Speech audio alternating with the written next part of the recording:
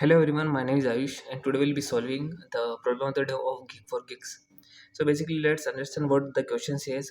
In question we are given an integer array citations, okay, and where citation of I is the number of citations a researcher received for the ith paper. We have to find the H index. Okay, the question is quite confusing. Let's understand what is H index. So here we can see that H index is the largest value. Note down, we have to focus on is it is a value. Okay, it is a largest value such that the researcher has at least H papers. Where papers, what papers in our question is, for our question papers are the value of an indexes. Okay, in this question what is paper? The value of indexes. For example, if it is 2 on 0th index, it is 2, then we can say there are two paper on, these are two paper. Okay, no, it these are citation for two paper. Let's understand it. Sorry for the wrong. Here on zeroth index, if I have two, means for zeroth paper I have two citations. Okay, we have to find at least H papers that have been quoted as at least H times. Now I will be explaining what actually the question want to say. I have to find a largest value. Let's assume that I have to find X value. My largest value is X. Then in my array there must be X element which is greater than equal to X. Okay, because in question it is given this, it must be at least H paper that had been cited H times. Means if I have H index as X, then there must be at least X time elements which are greater than X. uh, I know it's quite confusing, so I will be explaining with this test case. In this test case, why my answer is 3? Because if I see in my array, first of all, let's understand what actually we have to do is, we have to find the value such that whatever element present in the array must be greater than equal to that value. The count of those number must be equal to our 3. For example, in this case our answer is 3. Why answer is 3? Because at least 3 elements are present in array which are greater than equal to 3. Here I can see that 3 is greater than equal to 3.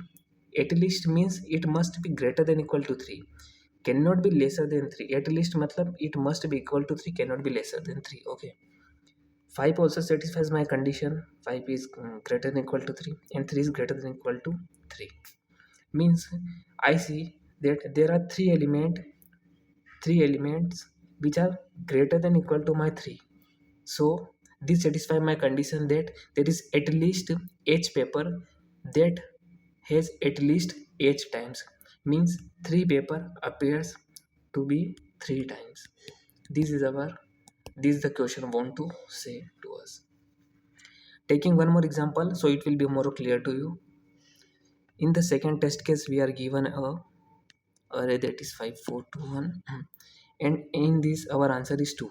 Why answer is 2? If I see in my array whatever element which is greater than equal to 2, so 5 is greater than equal to 2 and my 4 is also greater than equal to 2. Can I say I have two elements which are greater than equal to 2? Here we can say that this my 2 is my answer. So this is how we have to find our answers. The question is quite confusing, but we can take it in another term, so that we have to find a value X such that the total number of element in the array must be greater than equal to X, and their count will be equal to X. Equal to means it can be greater also. This will be also be fine, because we have given her at least H times. Means even if it's greater than H, then it will be totally fine. Now I will be explaining what the intuition behind this in the another test case.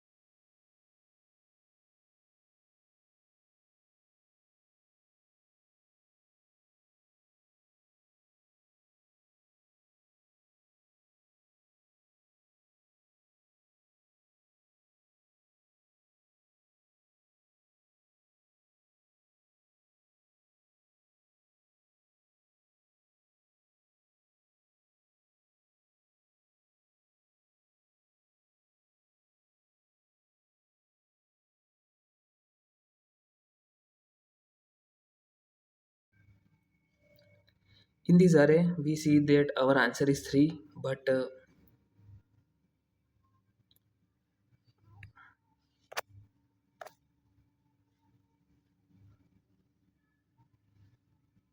it is crashing, bro.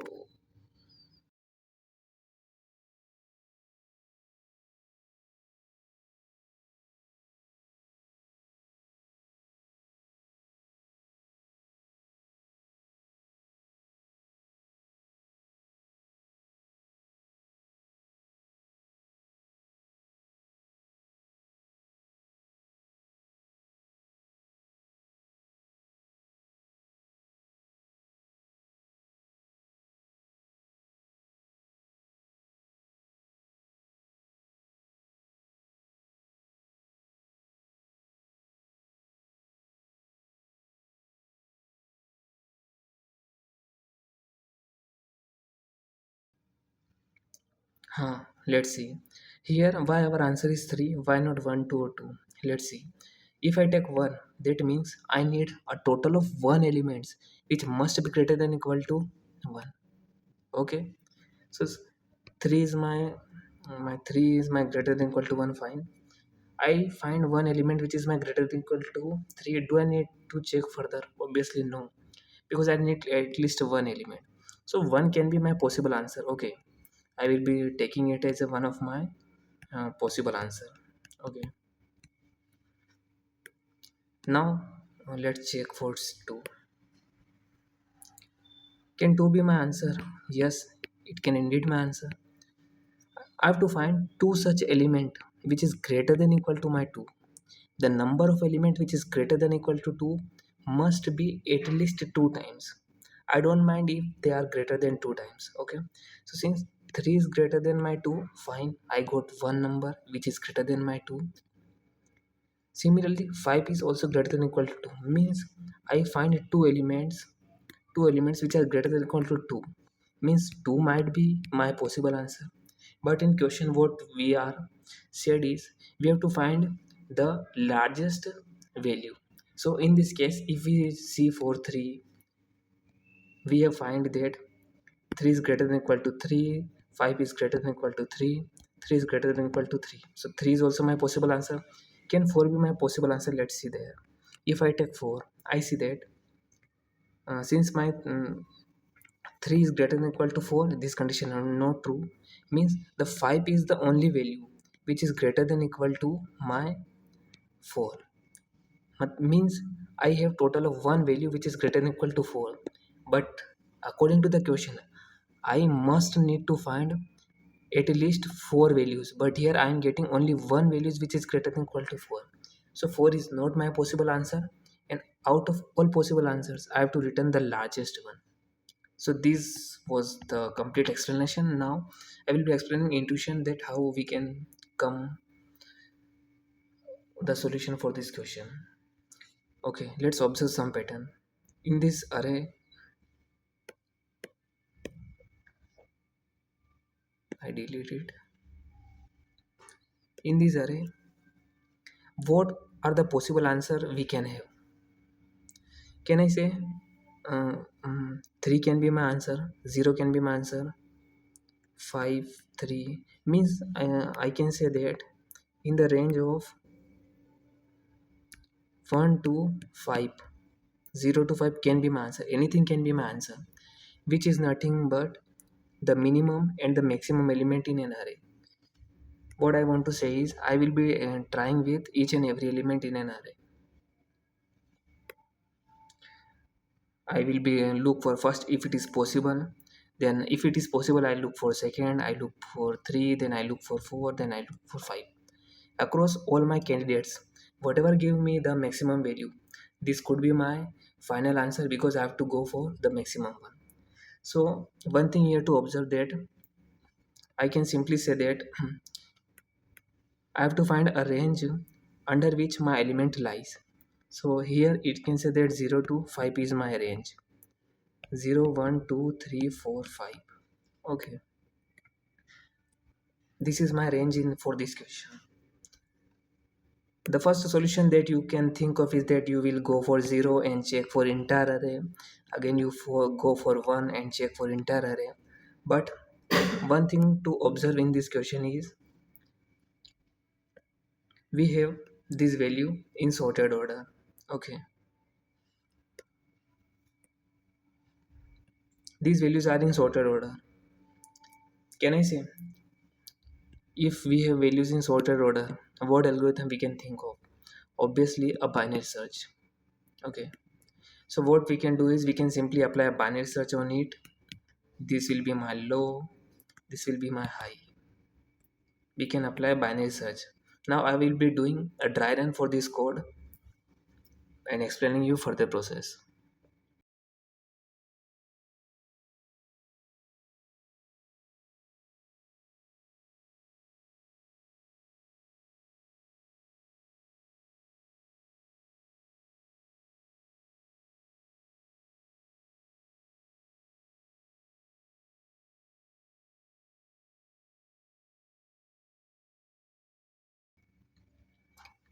Let's do a dry run. This is my start, this is my end. So according to binary search, what I will do is I will do 5 plus 0 by 2, which is nothing but 2. I will be pointing there. Now for 2, I will be checking each and every element. I see that 3 is greater than my 2, so I can take a counter variable. I see that 3 is greater than equal to my 2 means counter is 1. This, for this condition not satisfy, for this again 5 is greater than equal to 2, this will be updated to.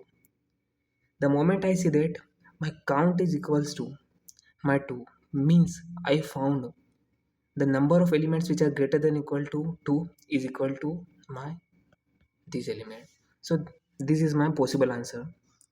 So in this case I see that 2 is my possible answer. But can other be my possible answer? Yes. If 2 is my possible answer, then I need to check for largest. So in this case, if it is my possible answer, so what I will do is I will simply move my low pointer to the mid plus 1 and again check for this array. Let's do again check for this.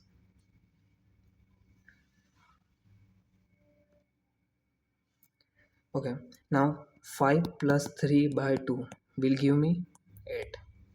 Okay, sorry, it will give me 4. Now I will check for 4. 3 is greater than, I can again take a counter. 3 is greater than equal to 4. No, after iterating over the entire array for 5 only my condition satisfy and my count is 1. I see, hey bro, my count is 1 but I need at least 4 element.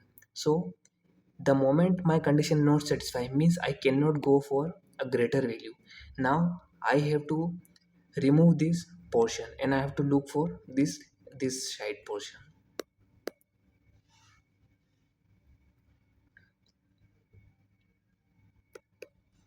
Okay.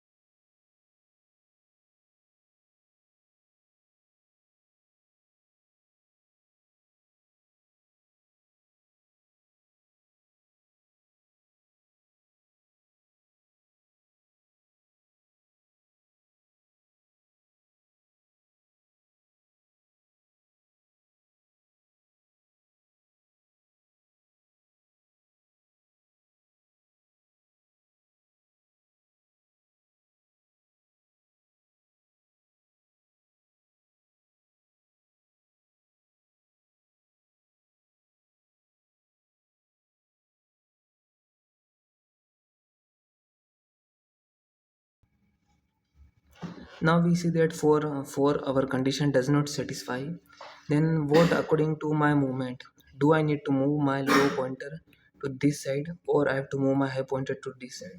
Now let's see here that if my 4 cannot satisfy a condition, I'm looking for largest. Okay, if my 4 cannot satisfy my condition, do I need to check for 5, 6 and rest of all elements? Obviously no, because if 4 cannot satisfy this condition, the value which is greater than 4 will obviously not satisfy. So in this case, I move my low pointer to mid minus 1, which is pointing to now here. Okay, so 3 plus 3, that is low plus high or start plus end by 2 will give me 3. Now I will check for 3. Counter is my again reset to 0. I check for 3 is greater than equal to 3. Yes, counter 1. For it is not. 5 is greater than equal to 3. Counter will reset to 2. Counter will reset to 3. At last, when I end up iterating all the elements of an array, what I see is I got a total element which are greater than equal to 3 are 3. Means this is my one of valid my proper index. Okay, this is one of my proper valid index. So after that my binary search will end up and I will be taking 3 as my answer. So this was overall explanation. I solved this question using binary search. If I got further more approaches, I will be explaining it in further videos. Thank you for watching this. I will be leaving code in the comment section. You can check it out. The code will be in Java. You can check it out in the comment section. Thank you.